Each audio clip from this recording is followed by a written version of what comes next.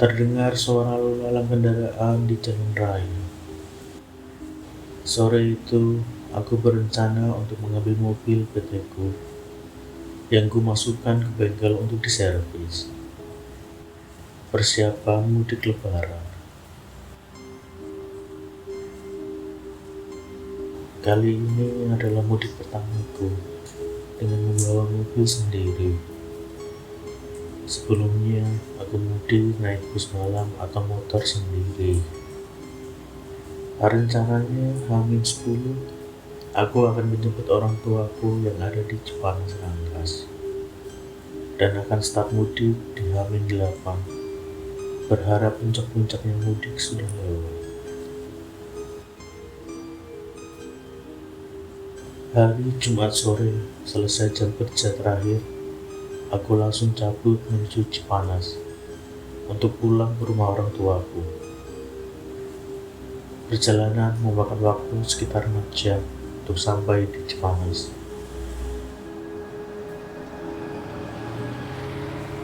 Aku habiskan waktuku di rumah dengan bersandaria dan jalan-jalan di sekitar Cipanas.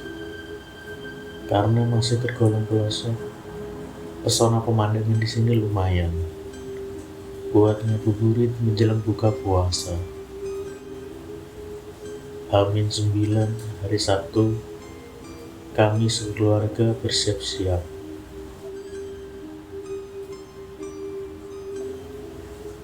Aku melihat ibu dan ayahku sibuk membungkus hasil kebunnya buat dibawa untuk mudik.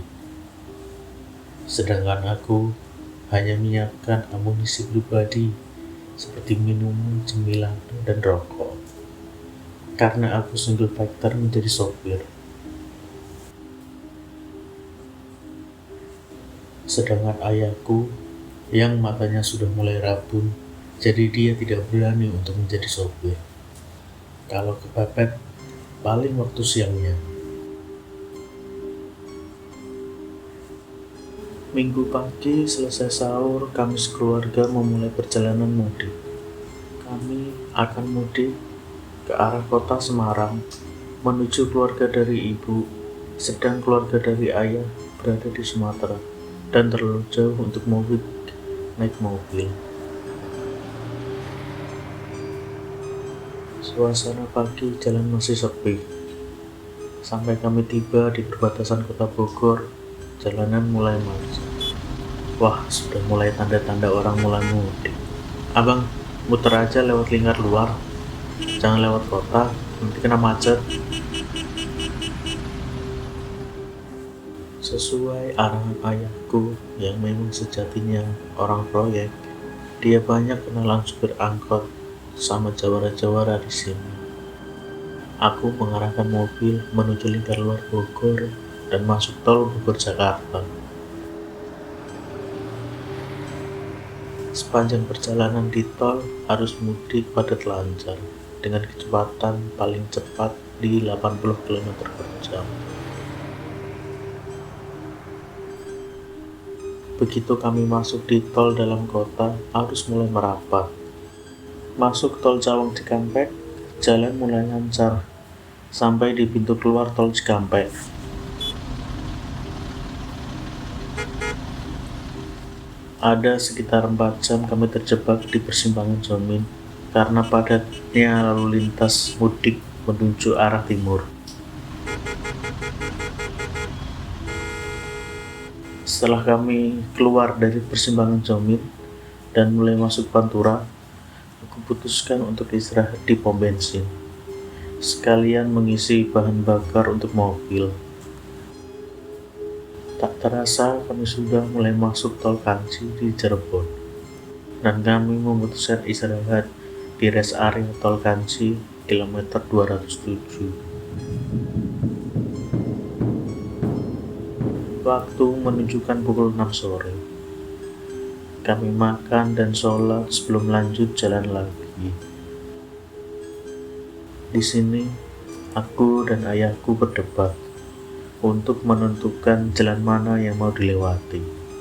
Kita dapat info dari sesama pemudik, katanya ada jalan tol baru yang bisa dilewati, meski belum beresmian. Ya, kita nanti lewat tol baru aja ya. Ayah terserah, yang penting aman jalannya. Akhirnya, aku memutuskan untuk melewati tol baru.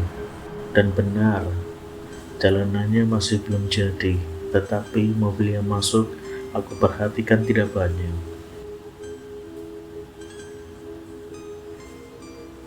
Tapi siapa sangka, ternyata di pintu tol keluar, kita dapat antrian panjang.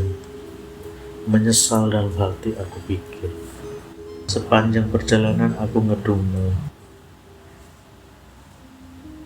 Keluar pintu tol di depan terdapat pertigaan, yang mana seharusnya kita kiri untuk masuk ke arah Pantura. Tetapi kita diarahkan ke kanan oleh Pak Polisi. Karena arus Pantura sudah macet parah. Aku pasrah mengikuti arahan. Wong ini banyak temannya yang ambil sebelah kanan, pikirku. Aku ikutin saja mobil depan dengan keadaan macet sampai aku melihat pelang yang menunjukkan arah ke Tegal. Loh, ini ke kiri arah Tegal, kok pada ke kanan? Yang ke kanan ke arah selatan, Bang. Tanpa pikir panjang, aku ambil sebelah kiri jalan. Aku tancap gas kuat-kuatnya karena sudah jengkel dengan kemacetan tadi. Sampai ibuku menegurku. Ya Allah bang, jangan kencang-kencang, pelan-pelan aja. Entah ada kemasukan setan atau apa, terlontar kata-kata kasar dari mulutku kepada ibuku. Bang, dijaga mulut kau. Iya ya, keceplosan abang. Setelah beberapa saat berjalan, aku mulai menurunkan kecepatan untuk memperhatikan tanda rambu di sekitar jalan. Aku dan ayahku yang berada di depan bingung untuk mengambil arah jalan. Ya, kita lewat mana nih? Ayah tahu nggak jalannya? Ayah juga nggak tahu lewat mana. Kita lewat sini aja ya, ntar kalau salah jalan tinggal putar balik. Akhirnya aku mengarahkan mobil ke arah jalan itu. Aku mengambil jalan itu karena ada marka kilometer antar kota di jalan itu. Dengan pede, aku jalan karena sudah tidak merasakan macet lagi. Sepanjang jalan aku melihat rumah-rumah kecil dan pertokoan kecil. Dan tidak ada lalu lalang kendaraan lagi karena waktu sudah menunjukkan pukul 10 malam. Suasana jalan yang sepi tidak aku pikirkan. Karena aku yakin di depan ada mobil barengan, pikirku. Sampai aku jalan selama 1 jam, tidak ada kendaraan yang terlihat maupun yang menyusul.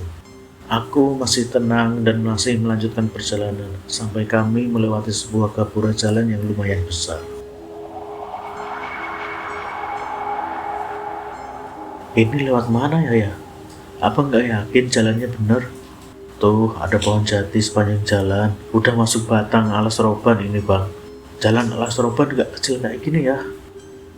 Begitu masuk jalan tersebut, suasana di sekitar jalan menjadi sepi. Tidak ada tampak lampu-lampu rumah atau lampu jalan. Jalanan menjadi benar-benar gelap total, dan hanya lampu mobil yang menyinari jalan. Dengan keadaan seperti ini, aku memutuskan untuk balik arah masuk tadi. Aku putar balik mobil kembali ke arah sebelumnya. Lumayan lama aku jalan. Setelah balik arah di depan, tampak gapura yang tadi aku lewati. Setelah melewati gapura tadi, harusnya kita sampai di kota yang tadi kita lewati. Tetapi sepanjang jalan yang terlihat hanya hutan jati dan jalan mulai berbelok-belok.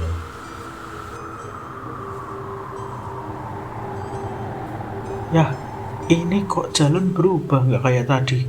Perasaan jalannya cuma lurus. Udah, jalan aja. Tidak usah lihat kiri dan kanan. Fokus ke jalan aja, Bang. Di belakang, aku mendengar ibuku mulai membaca surat-surat Al-Quran. Waduh, kondisi kok serem gini. Aku tetap jalan aja, mengikuti jalan yang berbelok-belok. Tiba-tiba dari arah belakang mobil, Ada lampu yang menyinari. Alhamdulillah, akhirnya ada kendaraan lain yang menemani.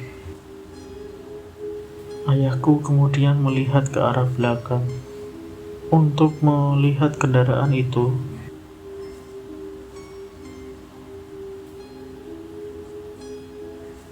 Ya, itu bukannya bis lama. Kok masih ada? Iya bu, itu bis lama.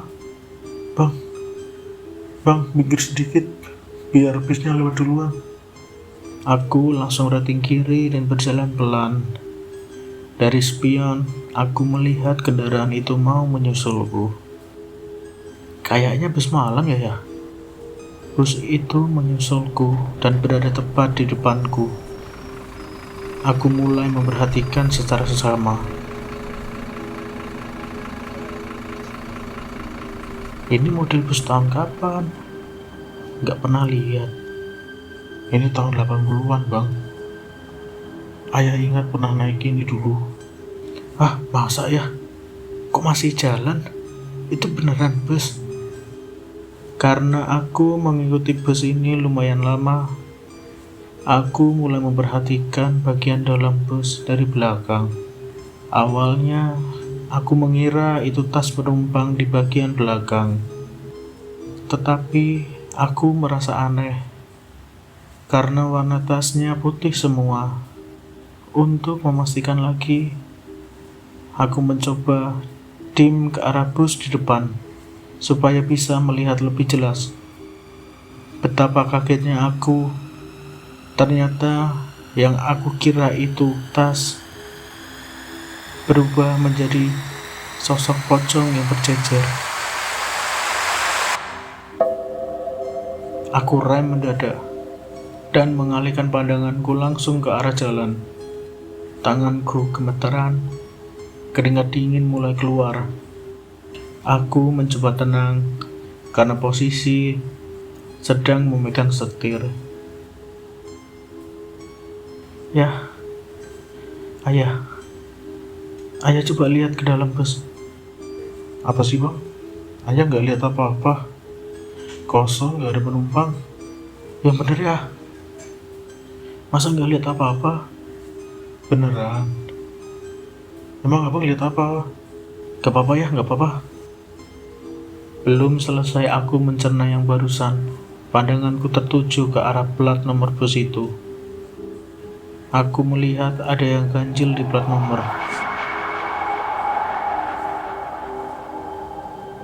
Ya, coba lihat. Ada yang aneh gak di plat nomor busnya? Aneh apanya bang? Lihat tahunnya. Itu kok tahun 92? Aku menjelaskan ke ayahku sembari mengurangi kecepatan untuk menjaga jarak. Baru aku melambat. Bus itu tiba-tiba menghilang di tikungan berikutnya.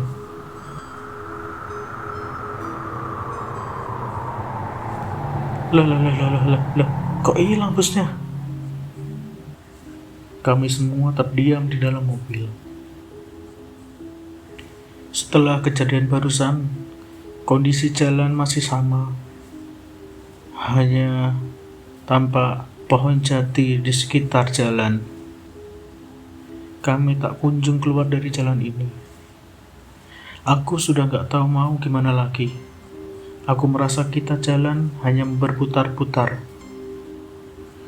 Perasaan jalannya sama terus. Apa emang sama ya? Kita udah muter 3 kali bang. Hah? Maksudnya apa ya? Kita tuh udah ngelewatin pohon yang sama 3 kali bang. Hah? Pohon yang sama? Yang mana? Itu depan ada pohon beringin putih.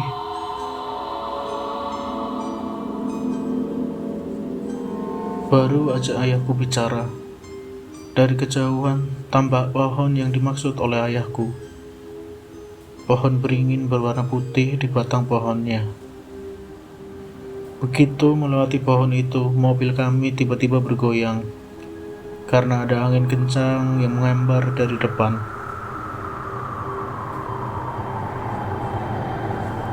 Jalanan mulai berkabut. Jarak pandang mulai berkurang. Ini kenapa lagi? Untuk beberapa saat, aku berjalan di dalam kabut. Sampai tiba-tiba, aku mengerem mendadak.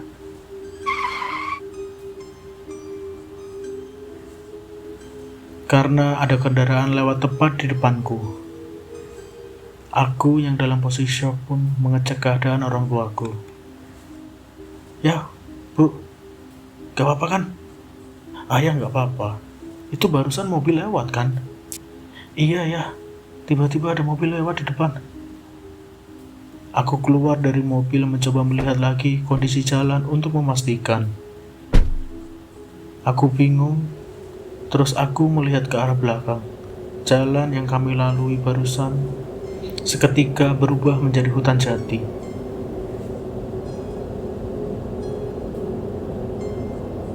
Loh, kok berubah? Mana jalan yang tadi? Astagfirullah. Kok bisa kayak gini? Kedua orang tuaku juga keluar dari mobil untuk melihat keadaan. Kami saling bertatap-tatapan karena bingung dengan keadaan ini. Aku melihat ke arah jalan raya. Aku melihat lampu jalan dan beberapa motor beruda-dua lewat.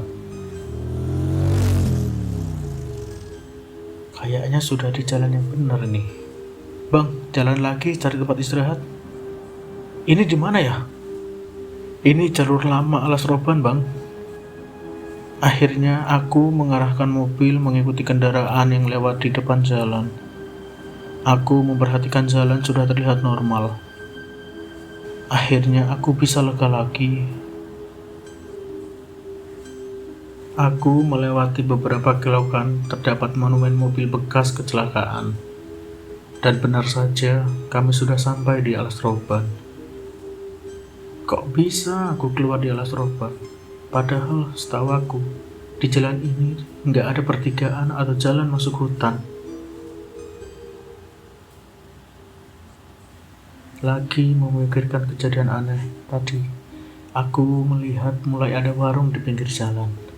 Aku langsung berhenti dan memarkirkan mobil untuk istirahat.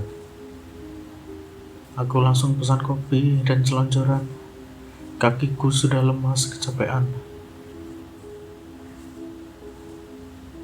Aku coba melihat jam di HP-ku, menunjukkan jam 3 pagi. Berarti aku tadi ada 5 jam tersasar. Aku masih gak habis pikir kok bisa mengalami itu semua.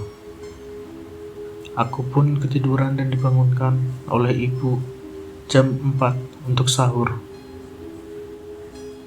Habis itu kami lanjut jalan lagi dan tidak ngomongin lagi soal itu.